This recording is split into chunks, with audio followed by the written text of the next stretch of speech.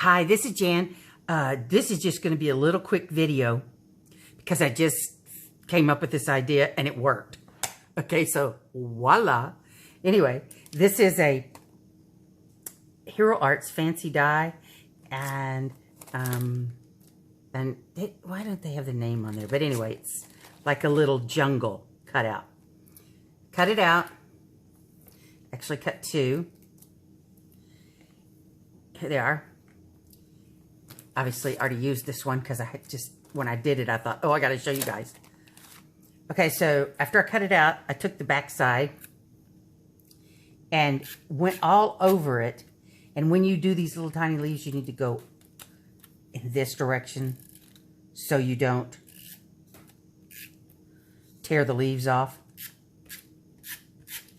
And you do the whole thing. I've already done this. I'm just fixing some spots that didn't come off. And this is a Kokuyo Dotliner, and it puts little tiny dots of glue on. And the neat thing is, it comes back off. It's like not like a permanent tape. I mean, it can be. You can use it to stick things on cards and they'll stay, but you can also remove it without tearing the paper, which is totally cool. So, my scathingly brilliant idea, remember this is the underside, my scathingly brilliant idea was to do a background for this Get Well card I'm doing. And this is Mowed Lawn. I'm just going to kind of do a little green on here. Now, this rubber stamp, I made a mask with the masking paper and covered the stamp, so that's not the stamp you're looking at there. That is the mask. This has already been masked and gotten ready. That's a different video if you want to learn how to mask. Right now, I'm just showing you this cool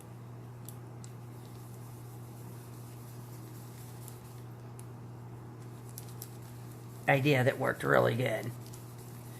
Okay, so I'm doing a light green background, and it doesn't have to be perfect because you're going to go back over this. So there's my light green background.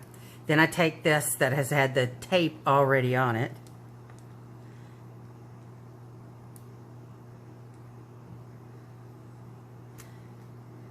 Nope, I turned it just as I set it down.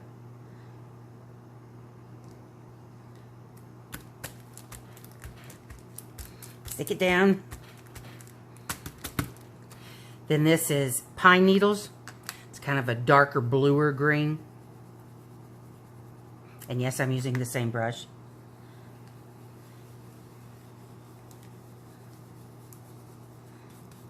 And when you get to these guys, go from the center out so it doesn't peel those little leaves up.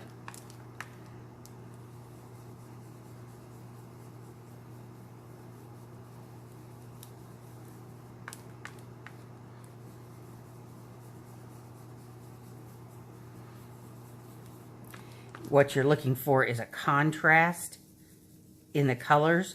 So whatever mask you're doing, whatever stencil you're using,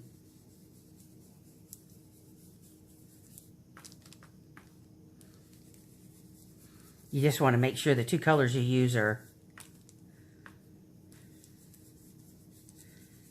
like a lighter and then a darker shade. Yeah, almost wiggled those. Eek! Got too tough, didn't I? Get back over there.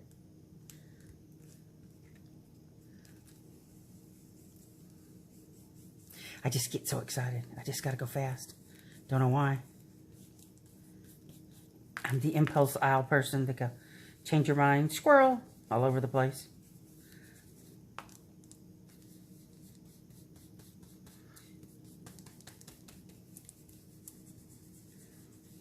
Okay, got enough dark there now.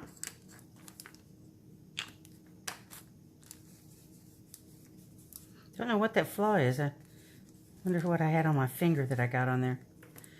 Okay, so big reveal. And as you can tell, this is the second time I've used this stencil made from the die.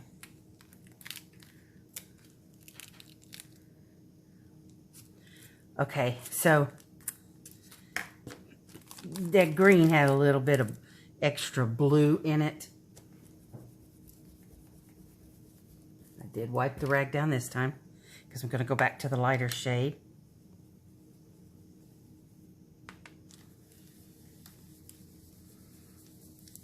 And what I'm doing here is I'm taking the lighter shade back over the whole thing.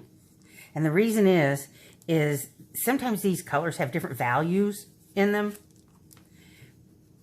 Like this one, this darker color really had a lot of blue in it. And the lighter color had a lot of yellow in it. And in order to tie those colors together, if you go back over it, it's like blending the colors, and you get the colors blend well together and look better together because you've added the lighter color to the darker color. Okay, so now the big reveal.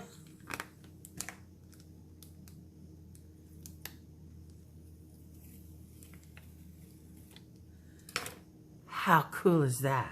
Of course, I've got to go back and color the mammoth, but totally cool.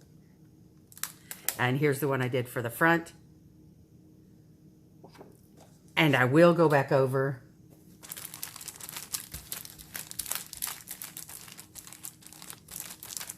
I will go back over and do this side so that the inside of the card also has the design on it.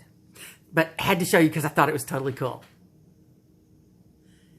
Give me a thumbs up.